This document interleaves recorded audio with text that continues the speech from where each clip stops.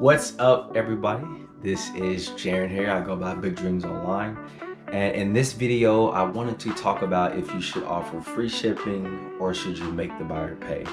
I know resellers that are 100% focused on one and not the other. And I know some who, just completely could care less.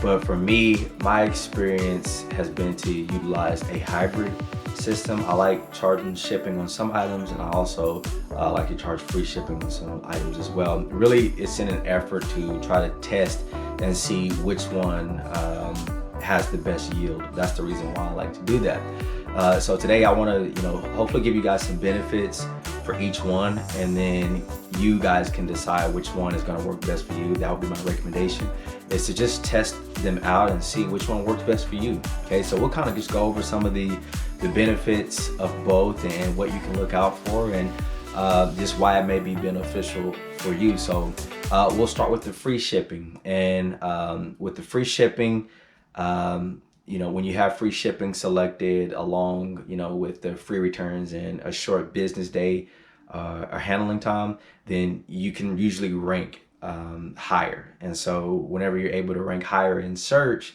that means your stuff is going to be all the way at the top. So whenever somebody is looking for a particular item, they type it in, they have that keyword that you have in your title, yours is going to pop up, closer to the top. And so what eBay tries to do, they try to favor listings that meet those requirements, because they want to give the buyers the best possible experience that they can. And so if you are offering free shipping, then definitely they're going to try to rank you a lot higher than they would if you were not to offer free shipping. So another thing is you can have the top rated discount.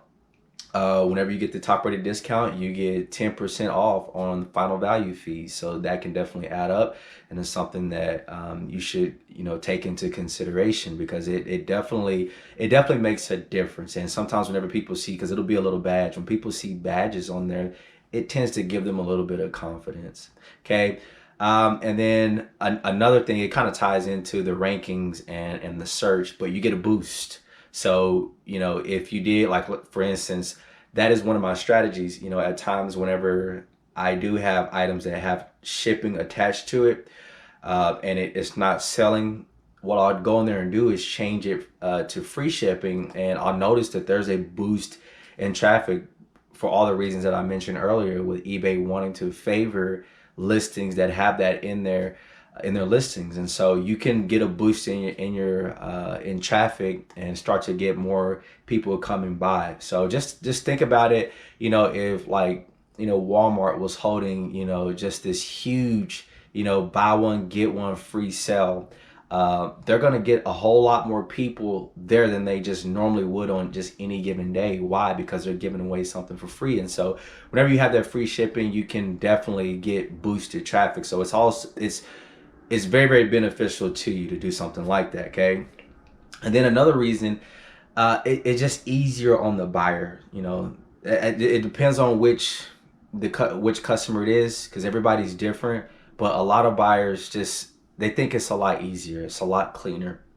They don't have to add up anything. You may have $26.50 for the total, and then $7.69 for the shipping. Some people don't want to add that up. They're lazy, and they don't want to deal with that. They just want to be able to know exactly what they're going to pay, and that's it. So from a buyer's mentality, whenever they see shipping, or whenever they see free shipping, and they don't have to calculate anything, and it looks just very, very clean, then they're happy campers. So and then also, because of Amazon and the behemoth that they are, free shipping has become a norm. Like, most people tend to look for free shipping, and they want that. Even if you were to roll the shipping into the actual cost, which is what most people do, like, it doesn't matter. They want to be able to see that there's free shipping. They want to know that they're getting something free out of the equation. So that's just kind of one of another one of the benefits to offering free shipping. Okay.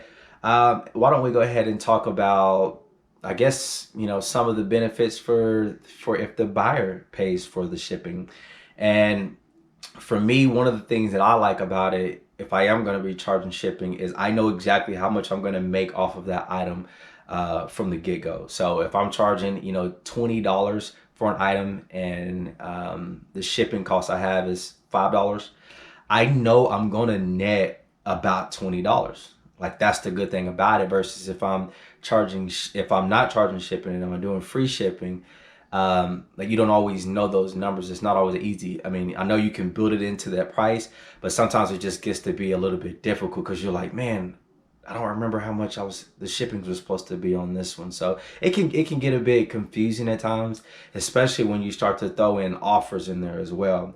My experience has been that, most people are going to offer about 70% of what you actually have the item listed at. So if you have the item listed at $20, they're probably going to offer, probably about like 15, 16, 14. Sometimes they'll try to lowball you. So it all depends. And so that's why I like to have the shipping charges on there too. That way, whenever, they offer me something lower, I can still look at that shipping cost and be able to see, okay, hey, I know that I'm going to net, $10 on this one. So it's just, for me, it's just a lot easier, to each his own. And then, so that the second part was knowing your profits a lot more easier. And that just kind of goes into what I was saying earlier.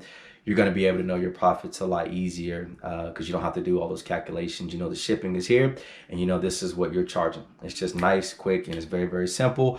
And then I guess when I was meaning easier to track, I guess I was talking mainly in terms of like the recording.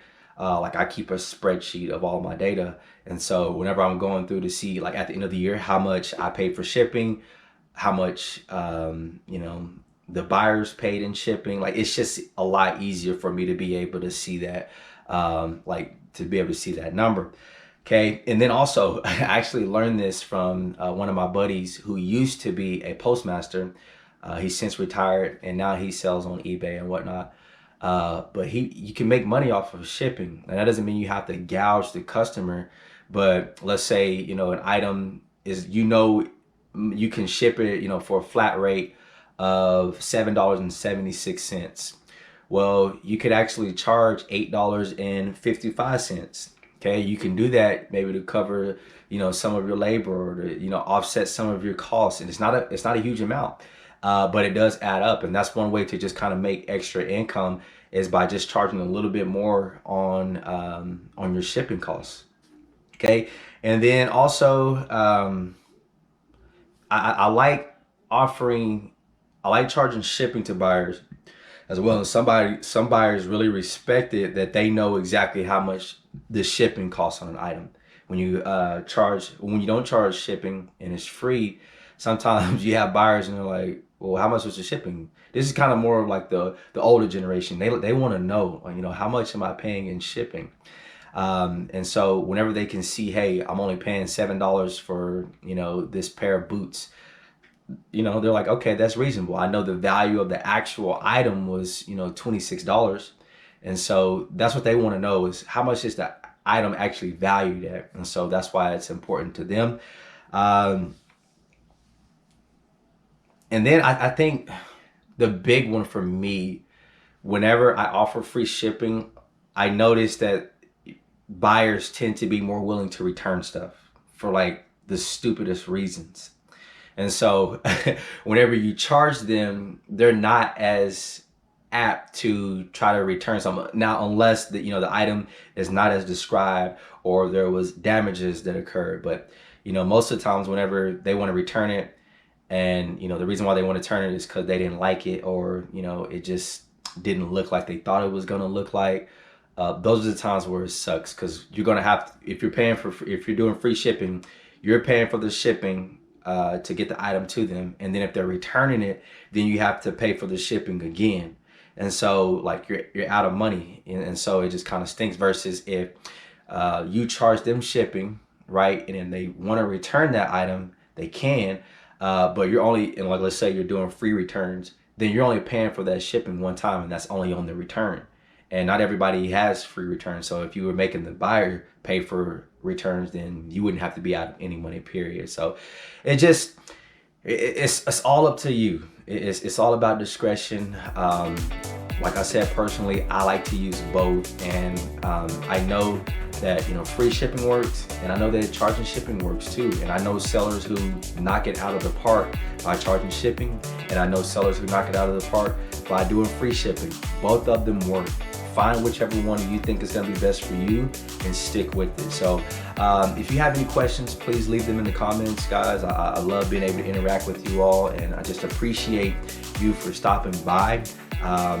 If you are for free shipping, put that in the comments. If you're for charging, put that in the comments too. I just want to know what you guys think about the whole subject. Can't wait to connect with you in the next video, and I will talk to you later. See you later.